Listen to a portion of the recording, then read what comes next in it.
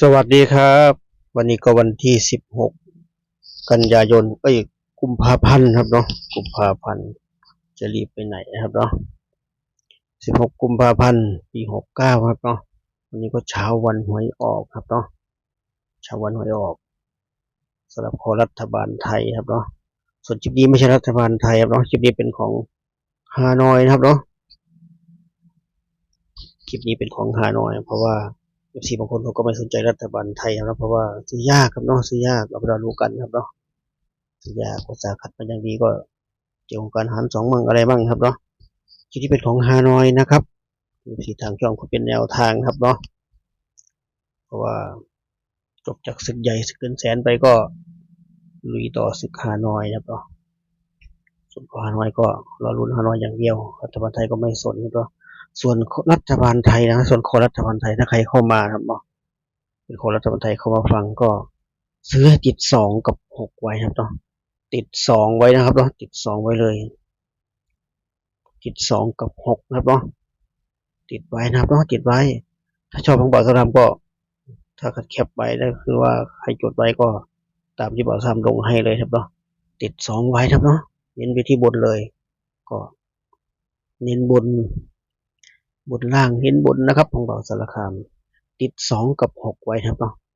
ถ้าไม่ได้ผิดพลาดมีลุ้นแน่นอนครับเนาะมีลุ้นแน่นอนถ้าคนรัฐบาลไทยเข้ามาครับเนาะก็บอกให้ฟังครับเนาะถ้าชอบครับเนาะชอบก็ไปจัดไปติด2 กับไว้ครับเนาะติด2ไว้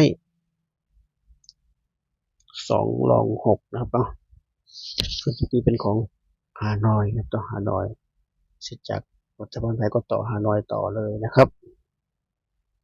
ก็วันนี้ก็เหมือนเดิมครับเราไม่ได้คลิปสดเหมือนเดิมเหมือนเช่นเคยก็คลิปพาน้องนนท์มาเตะบอลที่สวนสุขภาพรัฐหลวงนะครับเนาะที่สวนสุขภาพรัฐหลวงเตะบอลเสร็จก่อนกลับบ้านก็บอลเช่นเคยนะครับเนาะก็ไปให้อาหารปลาเส้นปลาเหมือนเดิมครับเนาะถ้าเป็นวันนี้ก็ถือว่าเส้นปลาขอให้คอรัฐบาลไทยถูกหวยรวยเงินนะครับเนาะรวมมาถึงขอฮานอยด้วยนะครับเนาะถูกจากอาจารย์ไหนเส้นไหนก็แล้วแต่ครับเนาะขอให้ถูกเป็นพอนะครับเนาะขอให้ถูกก็ดีใจด้วยทั้งนั้นนะครับเนาะไม่ว่าจะเป็นดูจากอาจารย์ไหนเส้นไหนหรือว่าทำได้เองเลขถูกเลขเทียนเลขฝันเลขนั่งเอาอะไรก็แล้วแต่ครับเนาะถูกเป็นพอนะครับเนาะดีใจด้วยใครยังไม่เคยถูกเรื่องเงินก็วันนี้ให้ปลดล็อกให้ได้นะครับเนาะปลดล็อกให้ได้ค่อยมีกำไรนะครับ4 โมงเย็นค่อยได้รับข่าวดีนะครับเนาะส่วนของฮานอยก็ดูผลก่อนนะว่าผลของงวดวันเมื่อวานก่อนฮานอยวันนี้วันจันทร์ก็มีเราพัฒนาด้วยครับเนาะถ้ามีเวลาตามต่อที่เราพัฒนาให้นะครับเนาะถ้ามีเวลาถ้ามีเวลาก็จะใส่ในช่องชุมชนให้เหมือนเดิมนะครับเนาะก็ชอบในทางฝากกดติดตามกดไลค์กดแชร์นะครับเนาะที่แน่กดติดตามไว้นะครับเนาะถ้าวันไหนไม่ได้อัดคลิปนะครับเราทำจะลงช่องชุมชนให้นะครับไม่มีกลุ่มนะครับเนาะลงช่องชุมชนให้ใครกดติดตามเห็นทุกคนแน่นอนนะครับเนาะต้องย้ำว่ากดติดตามนะครับเนาะถ้าไม่กดติดตามก็ไม่เห็นนะครับเนาะอย่างที่บอกก็ดูงวดเมื่อวานครับเนาะผลของฮานอยเมื่อวานวันอาทิตย์ที่ผ่านมารอบ5 โมง2 ตัวล่างก็253 ตัวก็953มาทั้งบนและล่างครับเนาะมาทั้งบนและล่างเลยเมื่อวาน25เราไม่มีครับเนาะ25 953เราก็ได้ไปเด้งหนึ่งครับเนาะเป็นตัวกลับ953แต่หลักร้อยเราไม่เข้าครับเนาะไม่เข้ามาที่รอบ6 โมงนะครับ2 ตัวล่างก็77 3 ตัวบนก็601ครับเนาะ77กับ601ไม่มีครับเนาะ77ไม่ต้องพูดถึงเนาะถ้าเลขเบิ้ลไปกันใหญ่ครับเนาะส่วน1เราเด่น1ก็จริงแต่ไม่มี1001ครับเนาะ1001ถ้าเป็นรัฐบาลไทยไม่มีใครซื้อครับเนาะซื้อก็ออกยากครับเนาะออกยากกับ1331ครับเนาะจะใช้ไม่ได้กับฮานอยครับเนาะรอบ6รอบทุ่ม1ครับเนาะ2 ตัวล่าง31 3 ตัวก็420ครับเนาะ31เราก็ได้ไปอีกเด้งหนึ่งเนาะเป็นตัวเน้นเลยครับเนาะเป็นตัวเน้นเลยจะเป็นตัวกลับครับเนาะเป็นตัวกลับเราโชคดีฮานอยโชคดีมา4 วันติดครับเนาะเขาตัวเน้นมา4 วันติดแต่เมื่อวานบ่าวสาวไม่ลงคลิปให้เมื่อวานลงช่องชุมชนให้เนาะถ้าเห็นก็ฝากกดไลค์กดแชร์นะครับเนาะเมื่อวานก็ได้ตัวเน้นไปครับเนาะ ตัวเด่น4 วันติดเนาะ2 เลขเมื่อวานน่าจะพอได้ค่าน้ำพริกค่าปลาทูค่ากะปิค่าน้ำปลานะครับเนาะใครตามเมื่อวานใครไม่ตามก็ไม่เป็นไรเนาะใครไม่ตามก็ชมความบันเทิงไปถ้าใครเห็นนะครับเนาะใครเห็นวันนี้ก็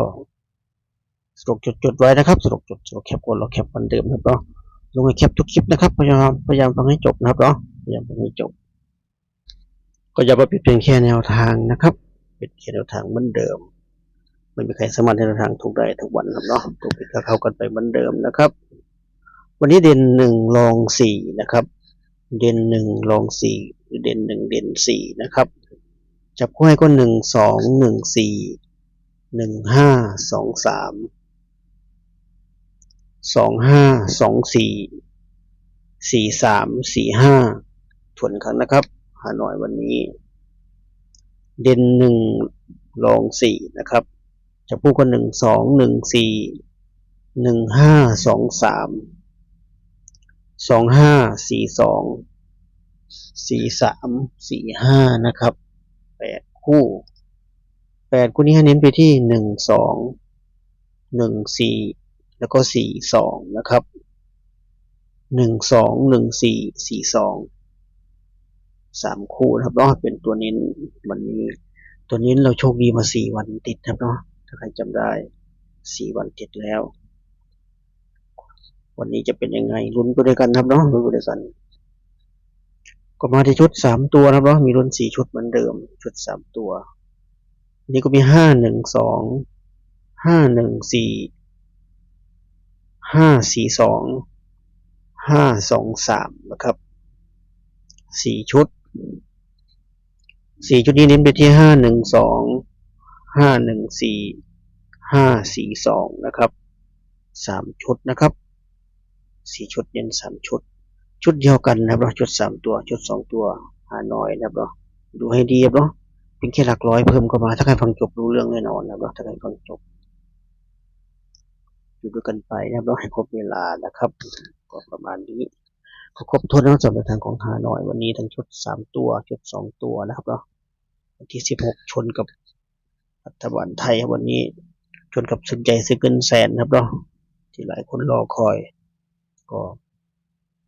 เสร็จจากรัฐบาลไทยก็พักกินน้ำกินท่าเนาะรัฐบาลไทยจบประมาณ4 โมงก็ประมาณนะ3 โมง 50 25ประมาณนี้พักกินน้ำกินท่า5 โมงก็ลุยต่อครับเนาะพักประมาณ1 ชั่วโมงครับเนาะลุยหาน้อยต่อบางคนก็ได้ทั้งหมดนะครับทั้งฮานอยทั้งลาวทั้งไทยครับเนาะแต่บางคนก็รัฐบาลไทยล้วนๆนะไม่สนใจอย่างอื่นก็ทำได้หมดครับเราได้หมดคนชอบเสี่ยงโชคครับเนาะคนชอบเสี่ยงโชคคนชอบลุ้นได้หมดครับเนาะได้หมดทุกอย่างเลยชอบลงทุนชอบลุ้นนะเนาะชอบความเสี่ยงบ่สารคามเนาะแต่เสี่ยงแบบมีหลักการนิดนึงครับเนาะไม่ใช่เสี่ยงมั่วตะพึดตะพือครับเนาะประมาณนี้ถ้าคลิปก็เหมือนเดิมครับเนาะขอให้ทุกคนถูกหวยด้วยเงินทั้งรัฐบาลไทยทั้งฮานอยส่วนเราพัฒนามีเวลาลงให้ไม่มีอะไรลงให้ก็จะลงช่องชุมชนนะครับกดติดตามไว้นะครับเนาะไปเจอกันคลิปหน้านะครับเนาะคลิปนี้ก็สวัสดีครับ